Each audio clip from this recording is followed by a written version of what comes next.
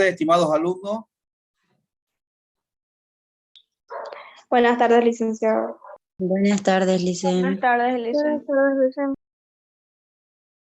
Bien, jóvenes, primeramente pedirle disculpas. Bueno, hemos estado un poquito delicaditos de salud, ya estamos mejor. Bien, estamos un poquito bien retrasados. Le había dado una tarea para que ustedes investiguen sobre el plan de cuenta y sobre las plantaciones permanentes, ¿sí?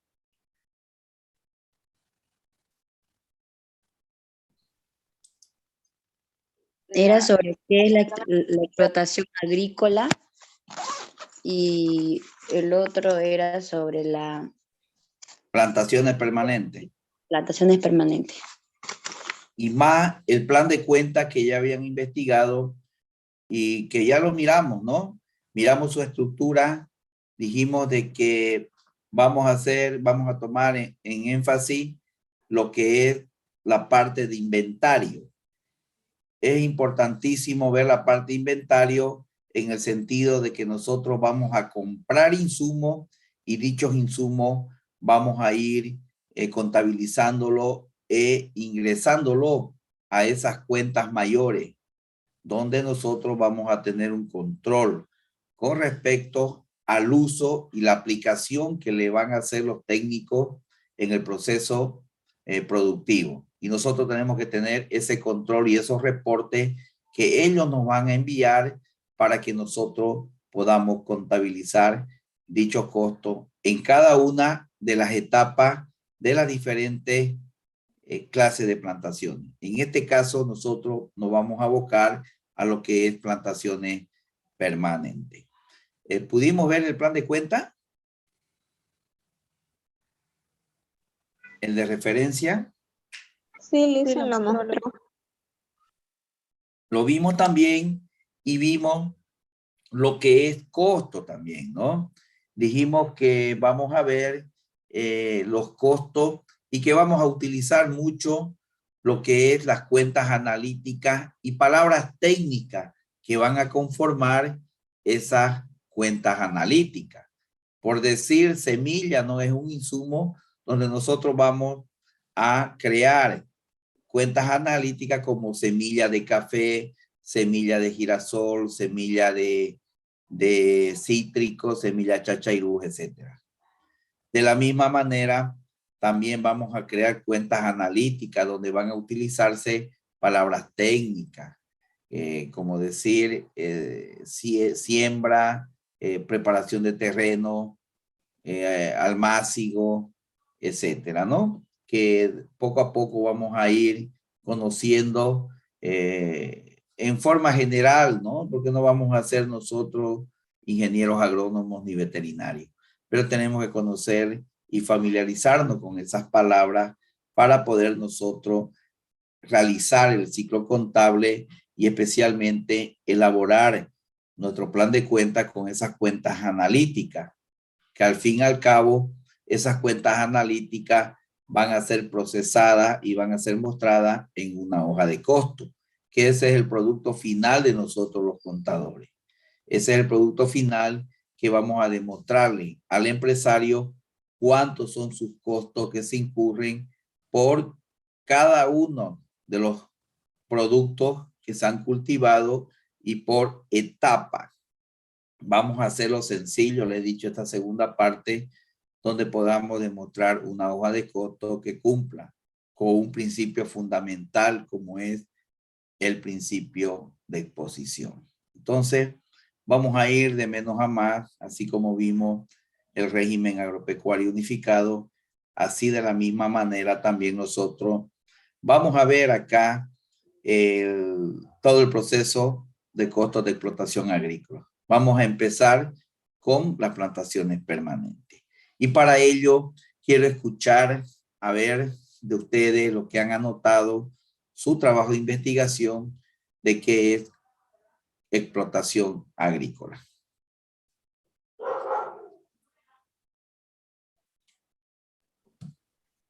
A ver, escucho. ¿Puedo leer mi investigación? Correcto, puedes leer y a base de esa lectura vamos a interpretar y poder tener conceptos propios nuestros. Bueno, la explotación agrícola La explotación agrícola está compuesta por las actividades socioeconómicas que permiten obtener riqueza de la tierra. A los productos obtenidos mediante las explotaciones agrícolas se les conoce como productos agropecuarios, al incluir la producción agrícola y ganadera. La explotación puede ser directa, si el propietario es el responsable directo de la explotación, o indirecta cuando se arrienda o cede el uso de la tierra. Ambas explotaciones pueden llevarse a cabo con el trabajo de jornaleros, empleados o mediante el trabajo familiar.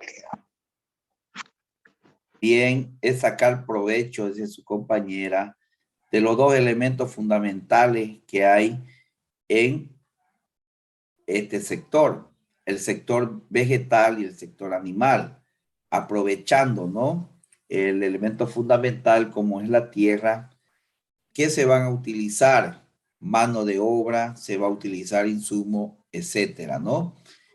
Vamos a preparar ese terreno cuando decía su compañera que pueden ser terrenos que son propios del propietario o también al mismo tiempo podemos arrendar dicha tierra para poder hacer el proceso de la explotación agrícola. En este sentido, vamos a sacar provecho al sector vegetal, ¿no? A través del elemento fundamental que es la tierra. Bien, ¿quién más me puede leer? Yo, Licen. ¿Ya, Bueno, Moscoso? también nos dice que se define como una actividad de desarrollo donde se aplican los de producción, ya sea tierra, capital, trabajo y dirección de personas y técnicas como fines económicos. Nos dice que es la unidad técnico-económica propia de la base del sector primario, equivalente a la empresa en otros sectores económicos, y cuya producción son los productos agropecuarios, ya sea agrícola o ganaderos, y cuya producción son los productos agropecuarios. La explotación agraria, según su tamaño, pueden ser latifundios si son demasiado grandes. Se consideran así en Venezuela, los que superan las 100 hectáreas, o minifundios si son demasiado pequeñas, 10 hectáreas. Aquí muestra el ejemplo de Venezuela, aunque dependiendo de la calidad de la tierra y su ubicación. Una explotación menor de 10 hectáreas puede ser perfectamente viable. Por ejemplo, un naranjal en una huerta valenciana, aunque en la mayor parte de los casos suele hacerlo. No siempre nos dice que coincide gran propiedad con latifundio, ni pequeña propiedad con minifundio. La gran propiedad puede estar dividida en sesiones de uso para su cultivo a muchos pequeños agricultores, en múltiples explotaciones indirectas del tamaño de minifundio, mientras que una pluralidad de pequeñas propiedades puede ser gestionada por un único arrendatario, cuya explotación sea un verdadero latifundio. No obstante, ambos extremos suelen quedar obsoletos y tienden a no ser funcionales. Además, tiene diferentes consecuencias económicos, sociales y políticos. Entre paréntesis, también tenemos lo que son los propietarios absentistas, caciquismo, atraso rural, éxodo rural y conflictividad agraria. También aquí nos muestra el licenciado los tipos de explotación agrícola que tenemos: la intensiva, la semi-intensiva y la extensiva, que son cortitos, que también lo voy a dar para que puedan verlo. Nos dice que la intensiva se requiere poca superficie de tierra, grandes inversiones y mucha mano de obra, y genera un mayor rendimiento productivo. Y la semi-intensiva se requiere mayor extensión de terreno y menor inversión y menos mano de obra que la intensiva, y genera un mayor rendimiento productivo. Y la extensiva se requiere grandes superficies, poca inversión y poca mano de obra, y genera menor rendimiento productivo. Eso dice. Ya, gracias, Ana Gabriela. Bien, su compañera, en resumen que escuché, más o menos se ha abocado a las clases, ¿no? de productores que hay en ese país. Acá en Bolivia tenemos pequeños y grandes productores también, ¿no? Como les mencionaba, los pequeños productores casi se acogen al régimen agropecuario unificado porque es un incentivo a la producción, ¿no? Incentiva a producir mediante este régimen impositivo, donde nos dan los límites mínimos y máximos. También dijo un factor muy importante, ¿cuál es pues el eje de la economía en todo proceso productivo? Nos dijo que teníamos que el elemento fundamental para nosotros en este sector es la tierra. Luego tenemos el empresario, luego tenemos la mano de obra y tenemos el capital o el empresario, ¿no? Que esos son los factores económicos para todo proceso productivo, que más adelante lo vamos a ver, ¿ya? Vamos a ir desarrollándolo de a poco. También dice que le sacamos provecho a través, ¿no?, de esos elementos de producción para obtener un producto final. Y ese producto final, pues tiene un proceso, tiene etapas que lo vamos a ver. Especialmente en esto, lo que es plantaciones permanentes, vamos a ver 3 etapas. Vamos a ver la etapa del almácigo, vamos a ver la etapa del campo definitivo y vamos a ver las labores culturales. En las plantaciones anuales, ahí sí que vamos a ver 4 a 5 etapas. En Bolivia, por ejemplo, tenemos 4 etapas, más se muestra, porque somos pequeños productores y casi no tenemos grandes inversiones como tenemos en otros países que nos rodean. Especialmente la competencia que teníamos nosotros era el Paraguay con respecto a la siembra de la soya. Ahora el país vecino no ha superado 5 o 6 veces en la producción de soya. ¿Por qué? Porque tiene bastante tecnología y grandes empresas que se dedican a la producción de la soya. ¿Por qué decíamos que son 4 etapas, por ejemplo, en plantaciones anuales? Porque tenemos solamente la preparación de tierra, tenemos la siembra, labores culturales y la cosecha. En otros países me muestran 5 etapas. Tenemos la etapa de preparación de tierra, tenemos la siembra, labores culturales, el riego y la cosecha. El riego es una etapa fundamental, ¿ya? Tanto para la inversión del empresario como para obtener un producto. Son grandes extensiones de cañería, grandes extensiones de maquinaria de bombas de agua que alimentan a todos los sembradíos para que tengamos un buen producto, ¿ya? Acá en Bolivia no tenemos, son pocas las empresas que tienen este sistema de riego. Ustedes han visto, ¿no?, en las plazuelas ornamentales de las alcaldías, tienen su sistema de riego, ¿no? A cierta hora abren las bombas de agua y cierta cantidad que necesitan esas plantas le van regando, ¿no?, para mantenerla. De la misma manera, en grandes sembradíos, abren esas bombas de agua y van alimentando, pero el elemento fundamental que tenemos también es el agua, ¿no?, para poder tener un buen desarrollo de la planta y por ende tener un buen fruto. Aparte, ¿no?, de los otros cuidados que se necesitan y la parte técnica de los agrónomos. Entonces, eso lo vamos a ver más adelante, pero es para ir sintetizando con la palabra extensiva de que es explotación agrícola, ¿no?, que embarca muchos conceptos y mucho aglomera muchas palabras técnicas del sector agrícola. Nosotros nos interesa, ¿no?, conocer en forma general, pero no específicamente. Pero como le decía, nosotros como técnicos agrónomos, técnicos contables, tenemos que estar relacionados y tener una buena comunicación con los técnicos agrónomos. ¿Para qué? Para tener una información y poder nosotros tabular, ¿no?, la información precisa, oportuna y confiable para que los empresarios puedan tomar decisiones. Bien, a ver otro concepto de explotación agrícola para que podamos resumir y podamos ir hablando, digamos, ¿no?, en forma general y podamos entrar ya a lo que es este sector, esta segunda unidad que vamos a empezar con las plantaciones permanentes. A ver, ¿quién tiene otro concepto de explotación agrícola?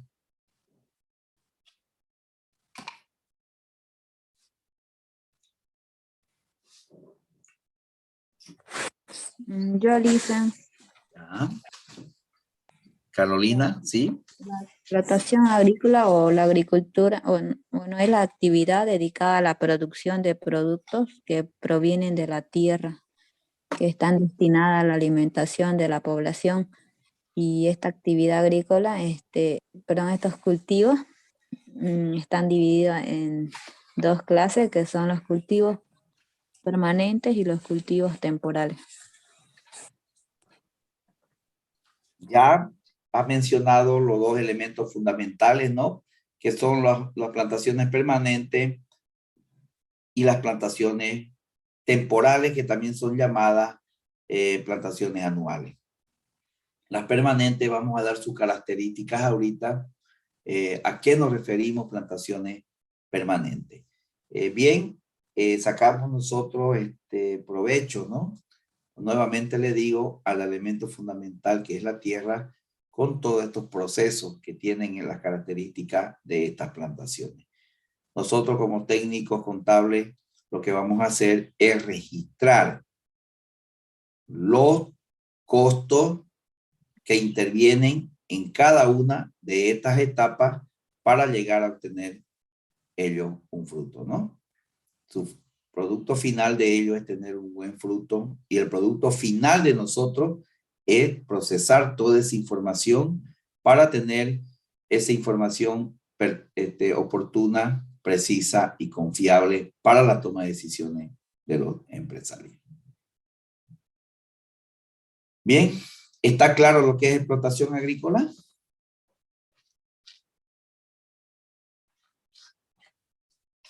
¿Jóvenes? Sí, Litem.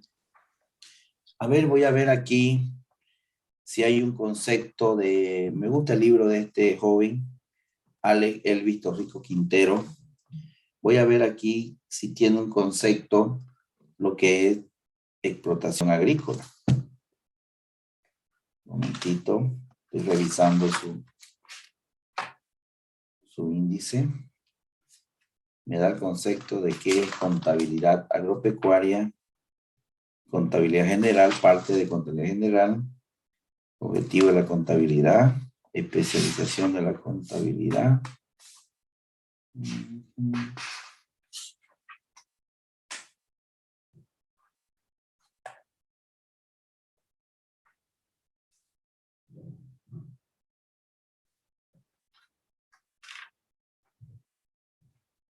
Ya. A ver, mientras voy buscando, quiero escuchar el concepto de qué son plantaciones permanentes.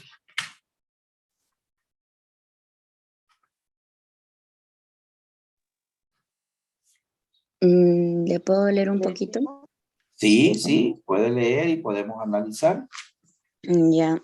Nos dice que son aquellos que tienen una duración de más de una temporada, es decir, se siembran o plantan una vez y se pueden cosechar durante varias temporadas. Por ejemplo, frutales.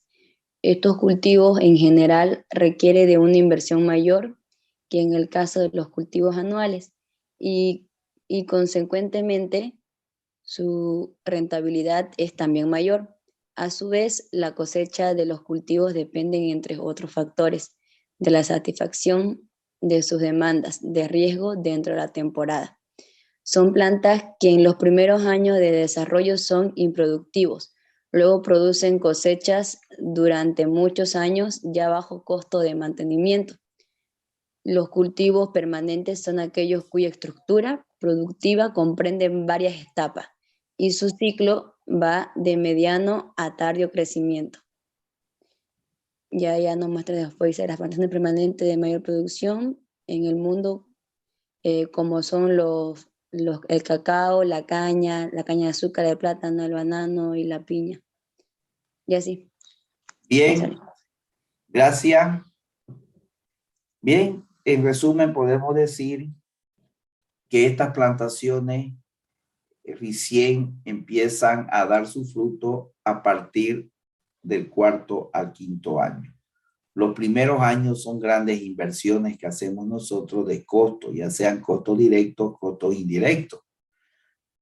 Nosotros tenemos que esperar esos 4 años de grandes inversiones, que a partir del 5.º año las plantas empiezan a producir y vamos nosotros recuperando los costos invertidos en cada una de sus etapas. A partir de ese año solamente nosotros lo que hacemos es mantenimiento, porque de ahí la planta produce y produce y produce, ¿no? Por ejemplo, ha dado el ejemplo de la piña, que más café, y acá en Bolivia hay un producto que es boom, que en todos lados se vende desde el año pasado. Si ustedes van en cada rotonda, están vendiendo una frutita así, media naranjita o amarilla, ¿qué se llama? Mandarina. Achachairú, ¿no? Achachairú. Es el boom ahorita que se está produciendo bastante, especialmente en el sector, comenzando, ¿no? Lo que es el sur, ¿Porongo? perdón, yendo para la carretera antigua a Cochabamba, desde La Guardia hacia adelante, Porongo, todo el Sí. sector está Morongo produciendo. está al lado del norte, Luis. Norte, ¿no? Al norte, Sí. a este otro lado, ¿no? Perdón, lo que va a Cochabamba es La Guardia, El Torno, etcétera. Hasta allá están produciendo también Achachairú, y en este sector del norte que está Porongo, está Televinto, Sí. ¿ya? Entonces, todo ese sector también, Bélgica, hasta ahí están produciendo lo que es Achachairú, ¿ya? Hay grandes inversiones, antes eran parcelas, ahora ya lo han tomado como pequeñas empresas que se han asociado y están produciendo este producto cítrico que tiene buena aceptación y al mismo tiempo también se está exportando a otros países. Bien, entonces esa es una de las características de las plantaciones permanentes. A ver, otro concepto.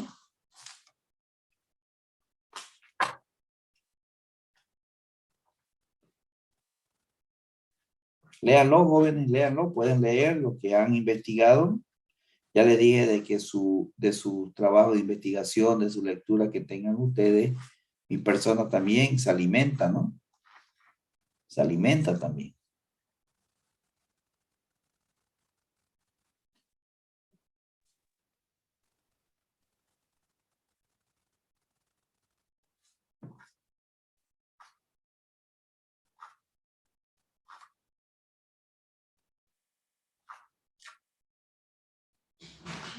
A ver, jóvenes, un concepto más. Estoy buscando un ejercicio. Los cultivos Para que- permanentes, dice. Sí, la escucho, Carolina. Bueno, aquí dice que en estos cultivos sucede que un año se lleva a cabo el cultivo. Se debe hacer los cuidados correspondientes en varios años para luego cosechar después de varios años, pero también por varios años se cosechan, ¿no? Estos cultivos pueden ser son los cítricos, las bananas, las paltas, tamarindo y otros dicen. Ya. Y son llamados plantaciones permanentes. Listen, disculpe, en ese ejemplo Sí. de las plantaciones permanentes, ¿puede entrar el tema de la caña? Sí, la caña también. Ya que sí, creo que hay una temporada que es para sembrar y después, digamos, hay que esperar cosechar, que se llama la zafra, si no me equivoco. La zafra, sí, esa es la Ajá. cosecha, la Pero- zafra. Sí, pero creo que mencionó también la compañera, creo que un tema de cuidado, si no me equivoco, y es que hubo un tiempo, no sé si seguirá ya, que no metían cosechadoras, simplemente eran, digamos, la zafra, todo a mano, digamos, todo era a pulso. Y no sé si, creo que era debido a que no malograr la tierra, porque Sí, pasaba algo si metían máquinas pesadas, digamos. sí, hay técnicas que tienen los técnicos agrónomos para poder recolectar el producto, ¿no? Porque algunas veces que con la maquinaria algunos productos se deterioran, ¿no? En grandes países que se dedican a la producción, por ejemplo, España, de los cítricos, naranja, prefieren contratar personal para que lo haga a mano, a pesar que hay maquinarias, ¿no? Que puedan hacer la cosecha, ¿no? Pero ellos prefieren contratar la mano de obra manual, ¿ya? Porque también tiene es bajo el costo que pagan y tienen mejor rendimiento en la selección del producto, ¿ya? En la recolección del producto.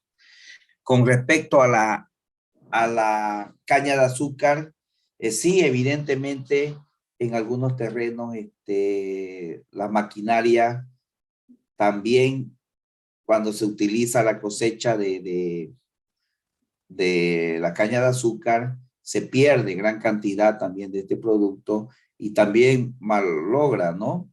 Los terrenos y el cuidado que debe tener posteriormente estas plantaciones. Porque nuevamente esas plantaciones se le hace un cuidado y nuevamente florece, ¿no? Brota y saca fruto. Entonces tienen que tener cuidado en ese aspecto y más recomendable es el uso de mano de obra manual.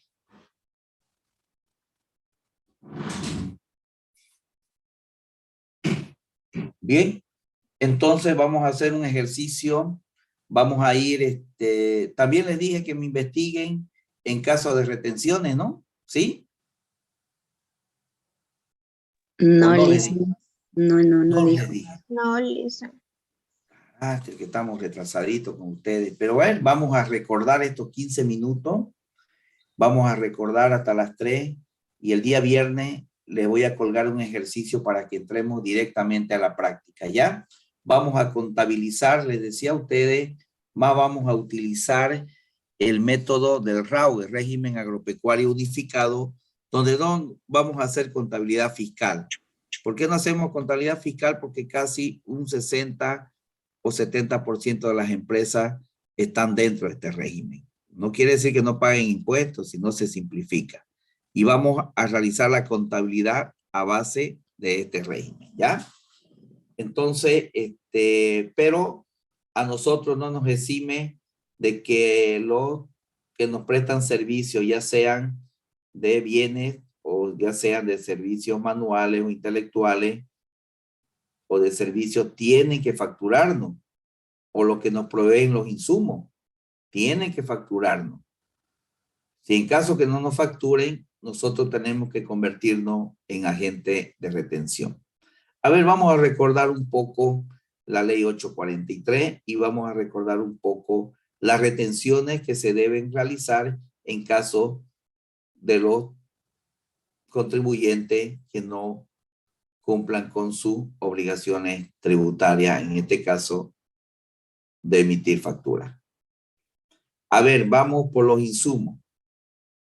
Por ejemplo, la empresa El Pauro necesita comprar semilla al proveedor, la semilla. La semilla le vende el producto, pero le dice, señores, no tenemos factura. ¿Qué hacemos nosotros como empresa?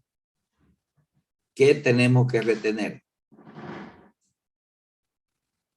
Necesitamos ese insumo, ese proveedor sí lo tiene, pero no puede emitir factura o no tiene factura.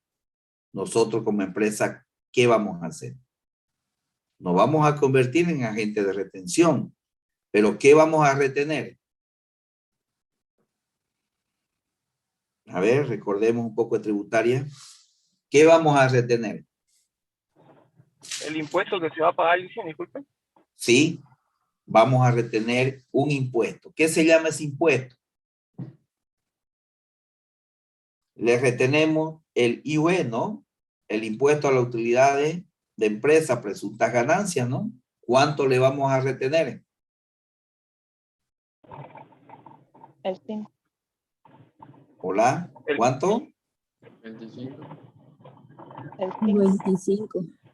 El 5%, ¿no? El 5%, ¿no? Por insumo. ¿Y el IT, cuánto? 3%. El El 3%. 3%. Entonces, le retenemos el 8% cuando el proveedor no nos facture y nos esté vendiendo insumos. Si mi empresa, el Pauro, necesita jornaleros para hacer limpieza de campo y la empresa contrata a una empresa terciaria y esa empresa terciaria de servicio de dicho jornalero no le emite factura, ¿qué impuestos retenemos? El IUE y el IT. También retenemos el IUE, ¿no? ¿Cuánto retenemos del IUE? El 12.5% y del IT el 3%. Sí, Ya con retenemos, sí, Méndez, retenemos el 12.5 del IUE y el 3% del IT. ¿Está claro esto, jóvenes? Sí, licenciado. Porque esto es importante, jóvenes, que conozcamos. Esto se da en la vida real. Así como la ley 843 exige que todos estemos inscritos bajo un régimen, pero hay empresas que por algún motivo no facturan. Hay un vacío legal ahí. Al mismo tiempo que nos dice que sí o sí se tienen que inscribir a un régimen, pero también nos da un artículo que en caso de que no estén inscritos, que nosotros, o que no nos facturen, que nosotros hagamos la retención respectiva. Y al ser la retención, la empresa tiene un plazo establecido para depositar esas retenciones a impuestos internos. Porque así está estipulado en la ley 843.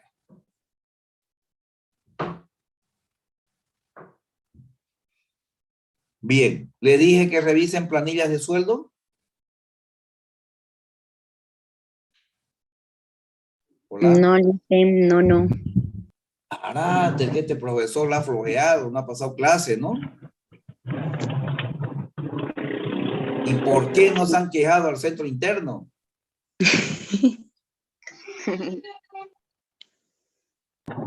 No somos ¿Verdad? bandera, licenciado. No les dije que me lean planilla de sueldo o revisen. No, licenciado. No digo. Ya. Vamos a revisar también estos 10 minutitos. Sencillo lo vamos a hacer. A ver. Cuando hacemos actividades también agrícolas, la empresa tiene personal que necesita mano de obra, personal de planta y personal eventual. El personal eventual lo contratamos para un trabajo específico y ese personal eventual que lo contratamos para un trabajo específico no tiene que emitir factura. En caso de que no nos emitan, ya sabemos que le vamos a hacer retenciones. Pero en el personal de planta que tiene una relación laboral con la empresa, tiene un contrato, etcétera, etcétera. Nosotros como empresa tenemos que asumir con los costos de los aportes patronales. Y los aportes patronales, ¿de qué forma están constituidos? A ver.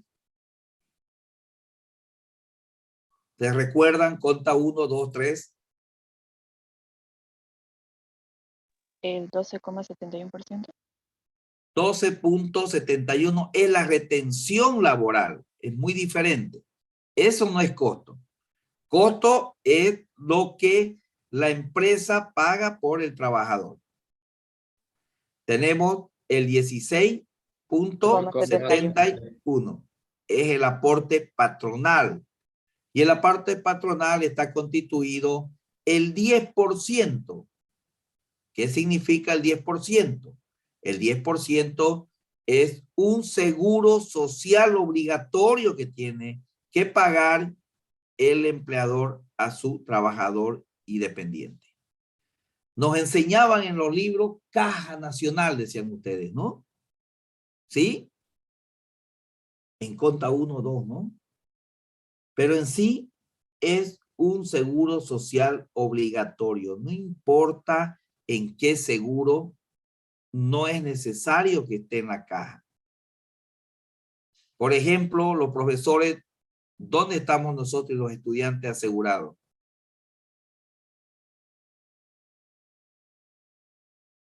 El seguro universitario. El seguro social universitario, ¿no? No estamos en la caja, ¿no? Pero la parte patronal tiene que pagar ese seguro a su trabajador y a su dependiente. Los bancos también tienen su caja bancaria, ¿no? Los de la gobernación también tienen su caja y así sucesivamente. Entonces, este 10% significa que la parte patronal tiene que pagar un seguro obligatorio a su trabajador y dependiente. Vamos con el otro 1.71. ¿Qué viene a ser el 1.71? Seguro de riesgo profesional. Seguro de riesgo profesional. ¿Qué significa esto? Que cuando el trabajador sufre un accidente o una enfermedad por causa de su fuente laboral, el trabajador tiene que pagar ese seguro. No, perdón, la parte patronal tiene que pagar ese seguro. El 1.71. El 2% Provivienda. ¿Qué significa eso?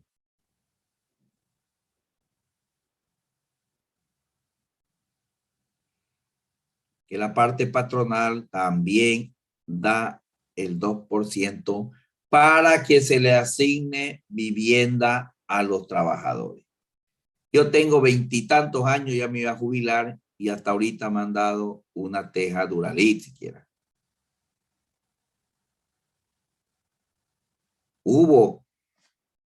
Hay zonas que sí, evidentemente a algunos trabajadores se le ha dado, ¿no? Vivienda. Pero la ley está estipulado de esa manera. Está estipulado la ley que se le tiene que pagar el 2% para un fin social como es la vivienda. Luego tenemos, ¿cuál?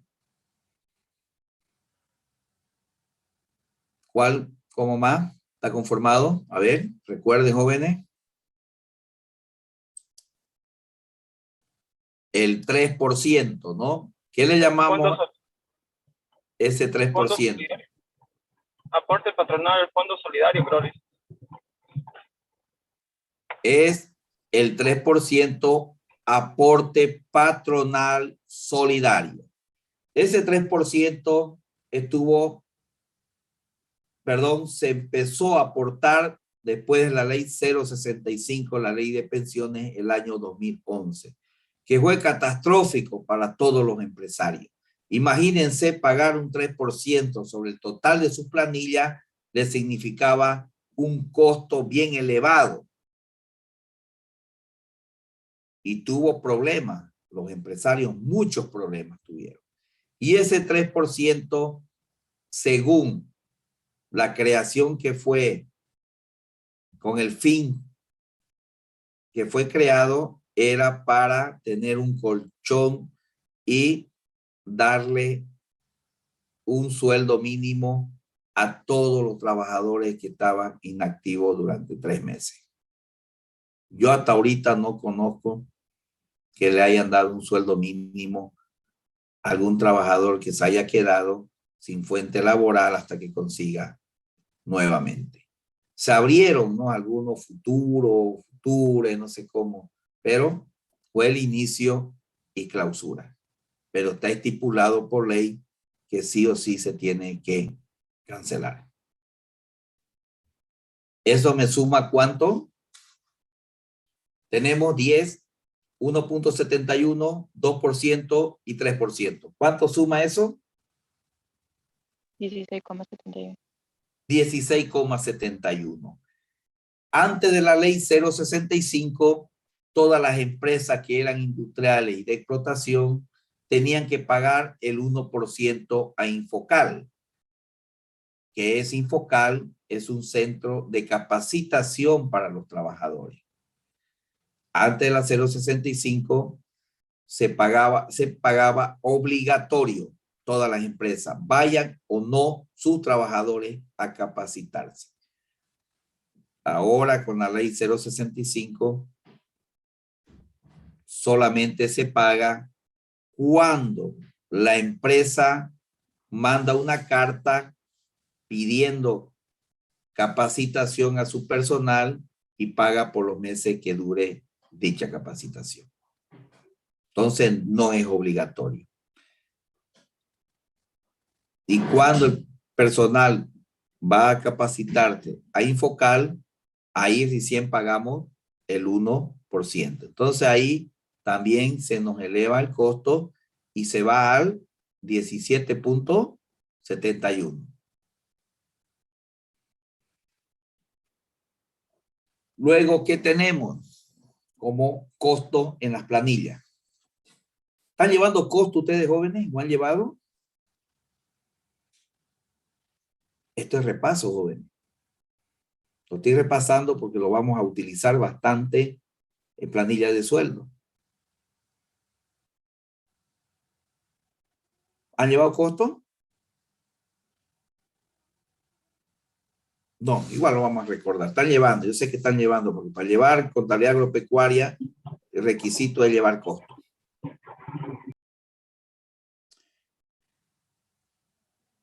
¿Qué costo más asumimos nosotros como empresa?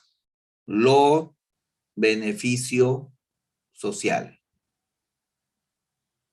¿Y cómo están conformados los beneficios sociales? Por dos palabras técnicas que utilizamos nosotros los contadores. Previsión y provisión. ¿Previsión qué es? ¿Qué viene a ser previsión?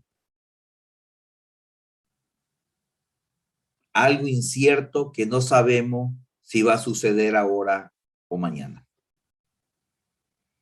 Y ahí tenemos la previsión, indemnización del trabajador. Eso está estipulado por ley. ¿Y cuánto viene a ser esa previsión? 8,33%. 8,33%. ¿Y cómo lo sacamos? A ver, dividan 100 entre 12. Sí, listo. Hay otra forma también que les enseñan, según los libros. A ver, ¿cuál es la otra forma?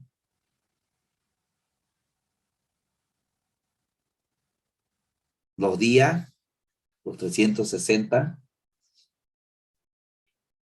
Porque la planilla nosotros calculamos por 360 días, ¿no? Por eso es que decimos nosotros, ¿ahora es 31?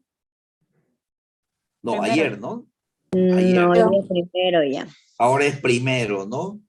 Pero el mes de junio llevó 31. Y todito nosotros irónicamente decimos el 31 es gratis. Porque todas las ¿Será el planillas... mes de mayo, dicen, que llevó 31? Perdón, mayo, 31, perdón, mayo. Me estoy adelantando, ¿no? Ya, Mayo ya es quiere 31. quitar San Juan, Elisa. Junio lleva 30, sí. Mayo 31 o lleva junio 31. Pero los meses que llevan 31 es gratis, ¿no? ¿Por qué? Porque el sueldo nosotros lo calculamos a base de 30 días, ¿no?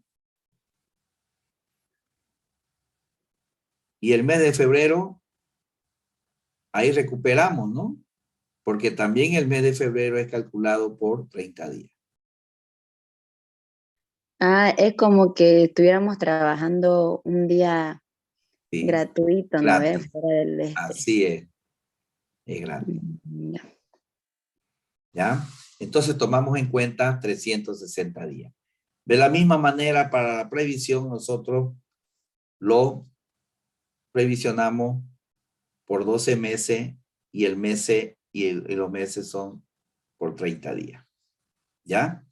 Igual que la planilla de sueldo. Entonces es 8.33. Luego, ¿qué tenemos? Tenemos otra previsión. por decreto el año 2011 también, si no me equivoco, o el 12, no estoy muy seguro, el famoso decreto supremo del doble aguinaldo, ¿no? Llamado Sí. vulgarmente doble aguinaldo, pero su nombre específico es Esfuerzo por Bolivia. por Bolivia. Bolivia. Se lo ganan eso la selección boliviana, eso, ¿no? Esfuerzo por Bolivia. ¿Ya? Entonces, ahí tenemos el primer año que se creó por decreto supremo ese bono. Nosotros lo contabilizamos los contadores como provisión. ¿Por qué? Porque provisión es algo que va a suceder, ¿no? Y tiene fecha estipulada. Ese año que salió, dieron fecha de pago y dieron los parámetros para que se cumpla.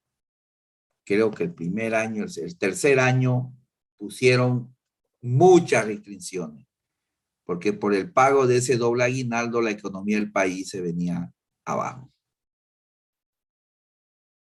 especialmente para los empresarios y el sector agrícola. Entonces, ya pusieron, aparte del parámetro general que era que el Producto Interno Bruto sea mayor al 4.5, perdón, mayor o igual. Ya pusieron otros parámetros. Y es por esa razón que ya en el tercer año lo tomamos en cuenta como previsión, porque es algo incierto, ¿no? No sabemos si se van a cumplir esos parámetros ahora o mañana. Entonces ya nosotros hacemos la previsión, que también es el 8.33. Y el otro beneficio social que tenemos es el aguinaldo, que está estipulado por la Ley General del Trabajo, que se tiene que pagar hasta el 20 de diciembre, ni un minuto más, ¿no? Porque si es un minuto más o un segundo, tiene sanciones, ¿no? Según la ley. Entonces ese bono es provisión aguinaldo. Bien, eso vendrían a ser aportes patronales y beneficios sociales, vendrían a ser costos que asume el empresario en pagar su planilla de sueldo al personal que tiene relación laboral con la empresa. Vámonos al otro frente, que son las retenciones laborales. Las retenciones laborales, eso lo paga el trabajador de su sueldo. Es decir, la ley dice, señores, de su total ganado, ustedes le retienen al trabajador el 12.71. Y ese 12.71 tienen que depositarlo a los entes correspondientes, AFP, para su jubilación del trabajador. Es un seguro a largo plazo que lo pagamos nosotros, el trabajador. Esto viene a ser como una depreciación, ¿no? Que tiene el trabajador y va acumulando, pero no para cambiarla, no como la maquinaria, sino para que termine su vida útil, esté pasivo y reciba un sueldo. Entonces, ¿cómo está conformado? Por el 12.71. Y tenemos también el 10%, que le llamamos seguro de vejez, y que ustedes están acostumbrados a decir AFP. Cuando se abrieron las AFP, se tenían que inscribir en los pares e impares. Los pares, ¿dónde se inscribían? A ver, recordemos, contra 3.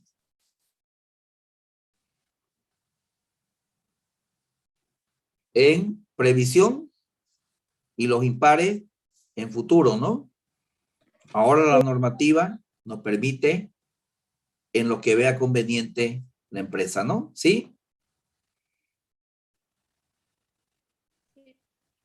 Luego tenemos el 1.71, que también es un riesgo común. ¿Qué significa eso? Que nosotros pagamos un seguro en caso que suframos algún accidente o alguna enfermedad natural, ¿no?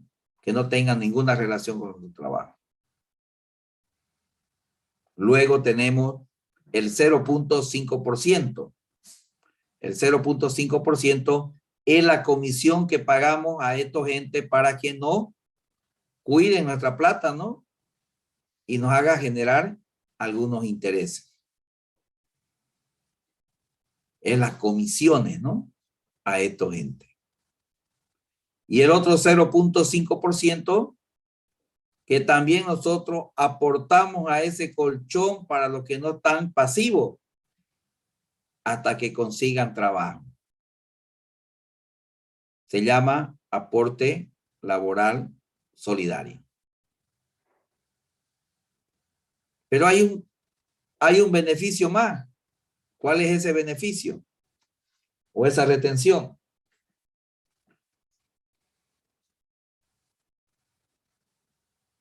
La otra clase lo vamos a repasar. Lo veo ya un poquito desesperado porque seguramente tienen clase a las 15:15, ¿no? Se llama el aporte nacional solidario, que son los que ganan más de 13,000, 25,000 y 35,000. Gracias a Dios no me hacen ese descuento a mí porque no llego a ninguno de esos parámetros. Que también tienen que pagar para ir a alimentar a ese colchón de los trabajadores que están pasivos y que le den un sueldo mínimo nacional. Bien, con estos jóvenes estamos ya casi listos para entrar a la práctica. Estamos listos. Repasen un poquito. De todos modos, yo les voy a dejar un resumen de plantaciones permanentes. Les voy a dejar un ejercicio que nosotros vamos a elaborar. Un ejercicio, perdón, didáctico propuesto de plantaciones permanentes que el día viernes arrancamos con esa práctica. Lisa, ¿el día viernes va a ser presencial? Mañana les digo, jóvenes, o más tarde le mando, yo creo que tiene que ser presencial. Ya hemos pasado la primera clase y quedamos en eso. Sí, estoy mirando mi agenda, que hemos quedado que los días viernes vamos a pasar presencial. Sí, tuvimos ya una clase presencial. Y es la única vez que llegó el profesor puntual, ¿no? Lisa, buenas tardes. Buenas tardes. ¿Podría avisar lo más antes posible? Es que algunos vivimos en provincia para poder ir. Sí, vamos a tener problemitas, los que no puedan, sí, ya les dije al comienzo del semestre, soy una persona que sé escuchar, me enseñaron a escuchar, pero tampoco me gusta que me hagan túnel, ¿no?